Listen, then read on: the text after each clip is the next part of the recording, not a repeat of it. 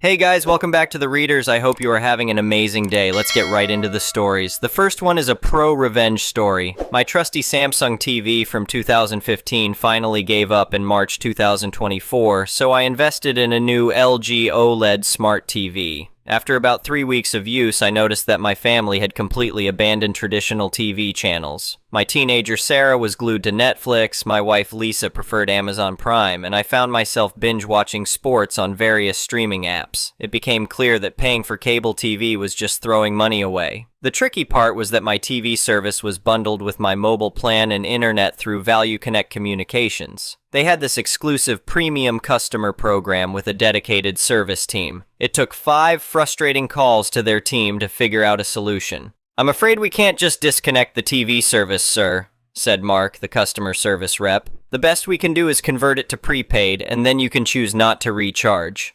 After the conversion, I kept getting these automated text messages. "Recharge now to continue enjoying your premium channels." Then finally, a message about returning the set-top box arrived. I replied, and within 3 days, someone picked it up. I thought that was the end of it. But then the real circus began. Random call center agents started calling about recharging my account. These calls felt different from the professional premium team, more aggressive and persistent. After some research online, I discovered this was a common practice in my area. Value Connect had outsourced these retention calls to third-party agencies who worked from outdated printed lists of inactive subscribers. "Sir, your TV service is due for recharge," one caller said. "Actually, I've disconnected the service," I replied. "But sir, you're in our active customer database. That database must be outdated because I've already returned the box. Sir, please recharge to avoid service interruption." After several such pointless conversations, I changed tactics. "You know what?" I told the next caller. "I've been having terrible issues with my TV connection. The box keeps showing error code 404 and nobody has helped despite multiple complaints." The third caller took the bait. "Sir, this is serious. I'll schedule a technician right away." Within hours, a field technician named Dave showed up at my door. I welcomed him with a cold soda and explained the situation. He burst out laughing. "Man, this is genius," Dave said, wiping tears from his eyes. "Keep doing this. Trust me, they'll update their records eventually." 8 technician visits later, I finally got a call from their supervisor, Jason. "Sir," he said, clearly irritated, "why do you keep requesting technician visits when you don't even have an active connection?" I emailed him all my recorded calls with their agents. He wasn't pleased, but the harassment finally decreased. Now I might get a call every few weeks, and I just stick to my script about error code 404. Sometimes when they try booking a technician, I see a note gets added to my account. "Customer has no active service, do not contact." The funny part is, I've probably cost them more in technician visits than they would have made from my monthly subscription. The next one is an entitled people's story. I never thought I'd be writing one of these stories, but here we are. This happened over the course of several months last year, and it still amazes me how entitled some people can be. Some background. I inherited a beautiful lakeside cabin from my grandfather when he passed away 5 years ago. It's been in our family for 3 generations. My great-grandfather built it himself in the 1950s. It's not enormous or fancy, but it's a cozy 2-bedroom cabin right on Lake Mitchell in Michigan with its own dock and about an acre of wooded land. The property taxes aren't cheap, but it's worth every penny for the peaceful weekends I get to spend there with my wife and kids.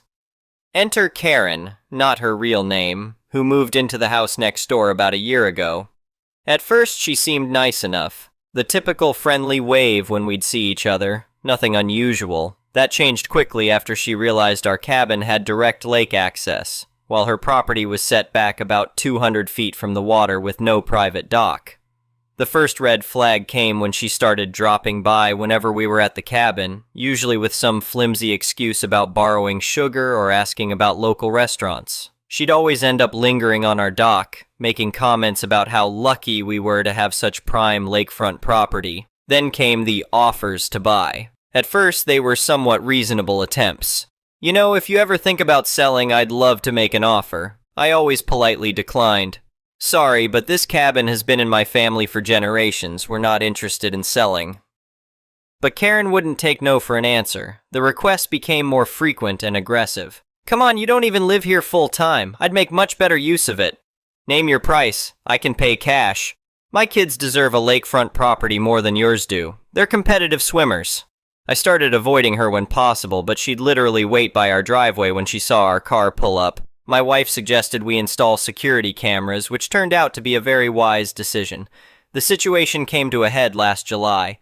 We hadn't been up to the cabin in about 3 weeks due to work commitments. When we arrived for a planned weekend stay, we found Karen sitting on our dock in our lounge chairs, drinking wine with 2 friends.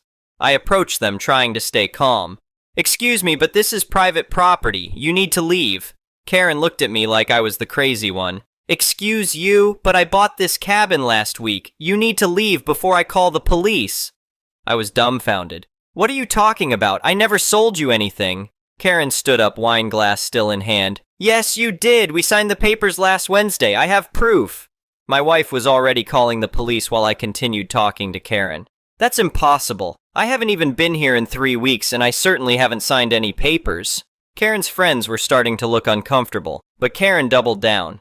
"Well, clearly you forgot. I paid you $275,000 cash for this place. Now get off my property before I have you arrested for trespassing." She actually pulled out her phone and dialed cops right there. "Yes, hello. There's a man and his family trespassing on my property. They're threatening me and refusing to leave. I just bought this house and they're claiming it's theirs. Please hurry." I couldn't believe what I was hearing. My wife had also called the police, so we just waited. Within about 15 minutes, 2 patrol cars pulled up. The first officer, Officer Johnson, approached us. We received 2 calls about a property dispute. Karen immediately launched into her version of events. "Officer, I purchased this cabin last week for $275,000 cash. I have the paperwork right here." She pulled out what looked like some official-looking documents from her purse. I calmly explained, "Officer, I'm the legal owner of this property. It's been in my family for generations, and I have never sold it or even considered selling it. I can show you my deed and property tax records right now." I pulled up the county property records on my phone, showing my name as the current owner. I also had a folder in the cabin with all the important documents, including the deed and recent tax payments. Officer Johnson looked at Karen's paperwork. Even from where I was standing, I could see it looked off. The officer's expression said it all. "Ma'am, these documents appear to be fabricated. The notary stamp is clearly photocopied, and this isn't even the correct format for a Michigan property deed." Karen's face went through about 5 different shades of red. "That's impossible. I paid cash. I have witnesses." She gestured to her friends, who were already gathering their things and quickly walking away. "Don't you dare leave!" Karen screamed at them. "Tell them about the sale!" One of her friends turned around. "Karen, you told us you bought this cabin legally. We don't want any part of this." The second officer had been running our information, and things quickly got worse for Karen. It turned out she had been making similar false claims about property ownership in 2 other counties, and there was already an open investigation. "Ma'am, please put your hands behind your back," Officer Johnson said. "You're under arrest for filing a false police report, attempted fraud, and criminal trespassing." Karen completely lost it. "You can't arrest me. I bought this property. I deserve it more than they do. They don't even live here full time." As they led her to the patrol car, she was screaming about how unfair it all was and how her children were competitive swimmers who needed lake access for training. Mind you, I had never once seen any children at her house. But the story doesn't end there. Over the next few days, we discovered just how far Karen had gone in her delusion. She had created fake sale documents using templates from the internet, told several neighbors she had bought our cabin, listed our cabin address as her residence on multiple forms, started forwarding her mail to our cabin, made duplicate keys to our locks. We had to change all of them. Apparently hosted several parties at our dock when we weren't there. The security cameras had caught her repeatedly entering our property, using our dock, and even trying to enter the cabin through windows. She had been doing this for weeks while we were away. We filed for a restraining order immediately, which was granted given the evidence. The prosecutor charged her with multiple counts of criminal trespassing, attempted fraud, filing false police reports, and harassment. During the legal proceedings, we learned that Karen had a history of similar behavior in other states. She had previously tried to claim ownership of a beach house in Florida and a mountain cabin in Colorado using the same basic scheme. Create fake documents, move in when the owners are away, then call the police when they show up. The court case was pretty straightforward. Between our documentation, security camera footage, and Karen's history of similar attempts, the prosecutor had an easy time proving the charges. Karen's lawyer tried to argue that she genuinely believed she had purchased the property due to mental health issues, but the evidence of premeditation was too strong. The judge wasn't impressed with Karen's excuses. "Ma'am, your pattern of behavior shows clear intent to defraud. This wasn't a misunderstanding. You deliberately created false documents and repeatedly lied to law enforcement. This court cannot ignore such blatant disregard for property rights and the law." Karen was sentenced to 18 months in prison, ordered to pay $25,000 in restitution for property damage and legal fees, and given 5 years of probation. She's also banned from coming within 1,000 feet of our property. The best part? She had to sell her house to pay the restitution and legal fees. The new neighbors are a lovely retired couple who actually respect property boundaries. We've since installed better security cameras, motion sensors, and reinforced locks on all doors and windows. We also started a neighborhood watch program with the other lakefront property owners since it turned out Karen had been trespassing on several other properties as well. My wife and I still laugh about some of the ridiculous things Karen said during her meltdown, especially the competitive swimmer excuse. We've never seen any evidence that she even had children, let alone Olympic hopefuls. The whole experience taught us a valuable lesson about document security and property rights. We've made sure all our ownership documentation is properly filed and easily accessible, and we keep multiple copies in secure locations. As for Karen, last I heard she moved to Arizona after getting out of prison. I almost feel sorry for whatever neighbors she has now. Almost. The silver lining is that we've become much closer with our other neighbors through this ordeal. We now have regular cookouts with the families on either side of us, and everyone keeps an eye out for suspicious activity. Our cabin remains a peaceful retreat for our family, though we did add a prominent private property no trespassing sign at the end of the driveway. Not that it would stop another Karen, but at least we can say we warned them. The most ironic part? If Karen had just been a normal, friendly neighbor, we probably would have let her use our dock occasionally. Many of our other neighbors do because they just ask politely and respect our property. Looking back, I'm grateful for the security cameras. Without that evidence, it would have been our word against hers, and who knows how much more damage she might have done to our property. I still find it amazing that someone could be so entitled as to think they could just claim ownership of someone else's property and call the police on the actual owners. The level of delusion is truly mind-boggling. These days, we joke about it when we arrive at the cabin. Hope no one bought our place while we were gone. But we also make sure to document everything and keep our security systems up to date. You never know when another Karen might show up claiming she bought your property. The whole experience has become one of those family stories we'll probably tell for years to come. My kids already love telling their friends about the crazy lady who tried to steal our cabin. As frustrating and stressful as it was at the time, we can laugh about it now. Plus, our cabin is more secure than ever. We have great new neighbors, and Karen is someone else's problem. I suppose the moral of the story is, always document everything, install security cameras, and never underestimate the entitlement of some people. Oh, and apparently having competitive swimmer children, real or imagined, doesn't give you the right to steal someone's lakefront property. Who knew? Update. Entitled neighbor who called police demanding my lakeside cabin. The aftermath. It's been about a year since I posted my story about Karen, who tried to claim she bought our lakeside cabin, and a lot has happened since then. I thought you all might be interested in an update. First off, Karen did not do well in prison. Her lawyer tried to appeal the conviction, claiming she had temporary mental health issues, but the appeals court upheld the original sentence. The prosecutor had too much evidence showing this was a pattern of behavior, not a one-time breakdown.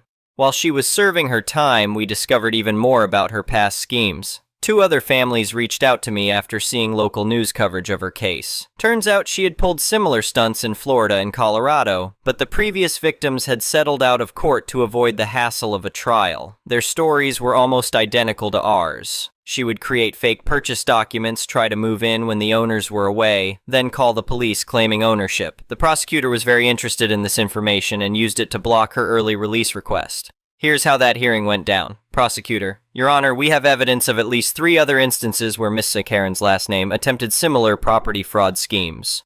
Karen's attorney: Objection, Your Honor. These alleged incidents aren't relevant to the current case. Judge: Overruled.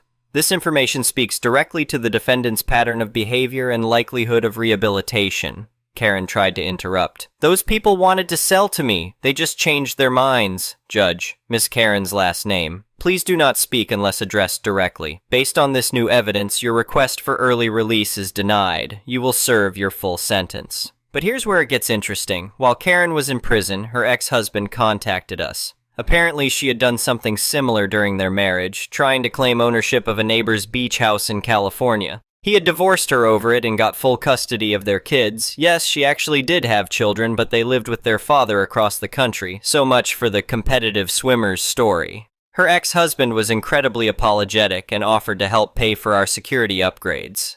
We declined, but appreciated the gesture. He shared some interesting insights into Karen's history. She's always been obsessed with waterfront property, he told us. She grew up in a wealthy family that lost everything, including their lake house, when she was a teenager. Ever since then, she's been trying to recreate that lifestyle, no matter what it takes. Not that this excuses her behavior, but it at least explains some of her fixation on our cabin. The restitution payments have been coming in regularly, garnished from her prison wages and later her post-release income, and we've used the money to install an even better security system. We now have cameras that send alerts to our phones if anyone enters the property, plus reinforced doors and windows. The really satisfying part came after her release. Karen tried to move back to our area, but her probation officer denied her request due to the restraining order. She had to relocate to Arizona, where she's under strict supervision, but she couldn't help herself. She tried to contact us through a fake social media account. I know you think you won, but that cabin should have been mine. My father had one just like it. You don't deserve it. We forwarded the message to her probation officer, and she got a stern warning that any further contact would violate her probation terms. She hasn't tried to contact us since. The best development has been the changes in our lake community. After Karen's case made the local news, several other lakefront communities reached out to learn about our security measures. We ended up creating a network of property owners who share information about suspicious activity and potential scams. Our local police department even asked me to speak at a community meeting about property fraud prevention. I shared our story and the importance of documentation and security cameras. The officer who arrested Karen was there and added some professional advice. Document everything, Officer Johnson said. Photos, videos, written records, it all matters. Mrs. Karen's last name's case was so solid because the victims had clear evidence of ownership and her trespassing. The whole experience has actually brought our lake community closer together. We now have regular get-togethers where we discuss security updates and share information. The retired couple who bought Karen's house has become close friends, and we often have dinner together on our deck. Yes, the same one Karen tried to claim as her own. Our property values have actually increased because our lake community is now known for its strong security measures and close-knit neighborhood watch program. Several real estate agents have told us they specifically mention our security network when showing houses in the area. We've made some improvements to the cabin, too. Besides the security upgrades, we added a new boat dock and renovated the kitchen. It feels good to invest in the property, knowing it's well protected. My grandfather would be proud to see how we've protected and improved his legacy. We even found some old photos of him building the cabin, which we've framed and hung on the walls. It's a reminder of why we fought so hard to protect our family property. The legal system worked exactly as it should in our case. The prosecutor told us that our thorough documentation and security footage made it an airtight case. They've actually used our case as an example in training sessions about property fraud. Our lawyer helped us set up a trust to protect the cabin for future generations. This makes it even harder for anyone to try any fraud schemes in the future, he explained. With the property in a trust, any transfer would require multiple signatures and legal procedures. It's practically fraud-proof. We've had several people ask to buy the cabin, legitimately this time, offering way above market value, but we always decline. This place isn't just property to us, it's family history. Besides, after defending it from Karen, we feel even more connected to it. My kids have learned some valuable lessons from this experience. They understand the importance of standing up for what's right and not letting bullies win, even when those bullies are adults. They've also learned about property rights and the legal system in a very practical way.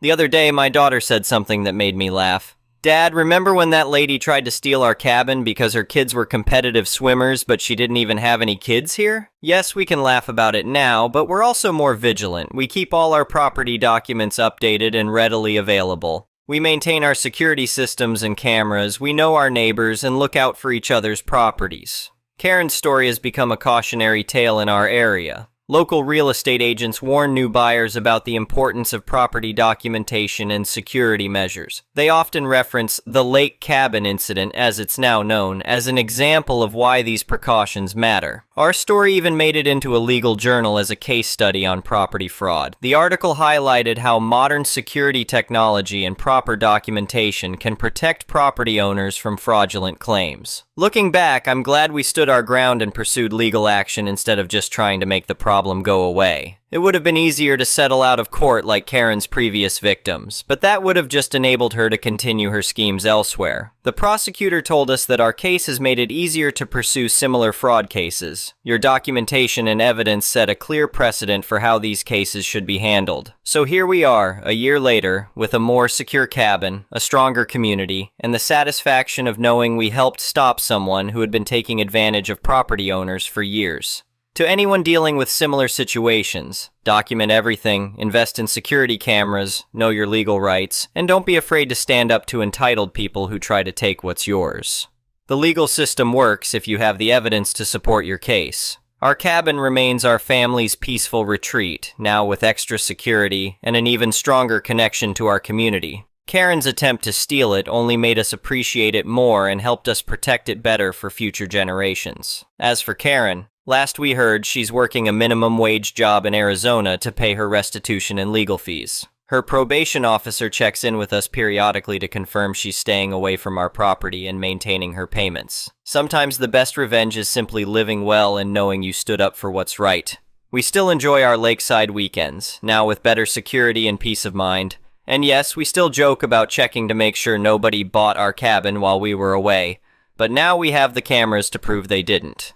Thank you for watching. I would really appreciate it if you could like the video and subscribe to our channel if you haven't already. We'll see you again tomorrow.